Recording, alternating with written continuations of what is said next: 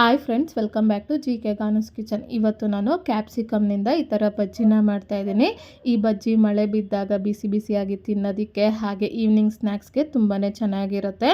ಮೊದಲಿಗೆ ಈ ಬಜ್ಜಿನ ಮಾಡೋದಕ್ಕೆ ಈ ಥರ ಒಂದು ಬೌಲ್ನ ತೊಗೊಂಡು ಅದಕ್ಕೆ 1.5 ಕಪ್ ಆಗೋಷ್ಟು ಜಲ್ಲಡಿ ಹಿಡ್ದಂಥ ಕಡಲೆ ಹಿಟ್ಟನ್ನ ಸೇರಿಸ್ಕೊಂಡು 1.5 ಟೇಬಲ್ ಸ್ಪೂನ್ ಆಗೋಷ್ಟು ಅಕ್ಕಿ ಹಿಟ್ಟು, 1/4 ಟೇಬಲ್ ಸ್ಪೂನ್ ಆಗೋಷ್ಟು ಅರಿಶಿನ, 1 ಟೇಬಲ್ ಸ್ಪೂನ್ ಆಗೋಷ್ಟು ಖಾರದ ಪುಡಿ, ರುಚಿಗೆ ತಕ್ಕಷ್ಟು ಉಪ್ಪು, ಅರ್ಧ ಟೇಬಲ್ ಸ್ಪೂನ್ ಆಗೋಷ್ಟು ಓಂಕಾಳನ್ನ ಸೇರಿಸ್ಕೊಂಡು ಒಂದು ಸಾರಿ ಇದನ್ನು ಮಿಕ್ಸ್ ಮಾಡ್ಕೊತಾ ಇದ್ದೀನಿ.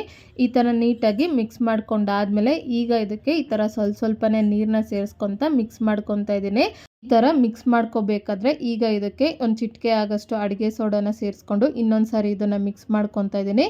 ಒಂದೇ ಡೈರೆಕ್ಷನಲ್ಲಿ 5 ನಿಮಿಷ ನಾವು ಈ ಥರ ಕೈ ಬಿಡದಿರ ಮಿಕ್ಸ್ ಮಾಡ್ಕೋಬೇಕು.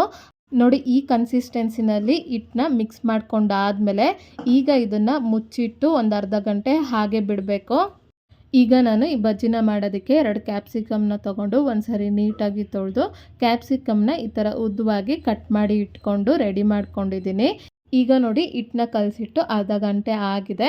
ಈಗ ಇನ್ನೊಂದು ಸಾರಿ ಇದನ್ನು ಮಿಕ್ಸ್ ಮಾಡ್ಕೊತಾ ಇದ್ದೀನಿ. ಇನ್ನೂ ಒಂದು 5 ನಿಮಿಷ ಕೈ ಬಿಡ್ದಿರ ಈ ಥರ ಒಂದೇ ಡೈರೆಕ್ಷನಲ್ಲಿ 5 ನಿಮಿಷ ಚೆನ್ನಾಗಿ ಮಿಕ್ಸ್ ಮಾಡ್ಕೋಬೇಕು.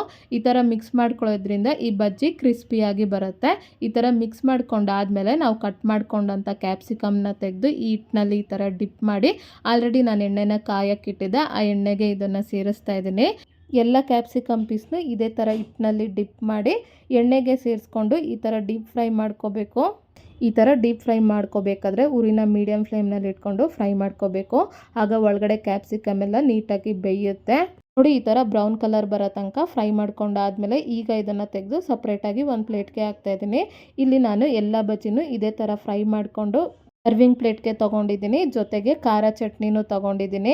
ಈಗ ಒಂದು ಕ್ಯಾಪ್ಸಿಕಮ್ ಪೀಸ್ನ ನೋಡಿ ಈ ಥರ ಅರ್ಧ ಪೀಸ್ ಮಾಡ್ತಾಯಿದ್ದೀನಿ. ತುಂಬಾ ಪರ್ಫೆಕ್ಟಾಗಿ ಕ್ಯಾಪ್ಸಿಕಮ್ ಬಜ್ಜಿ ರೆಡಿಯಾಗಿದೆ.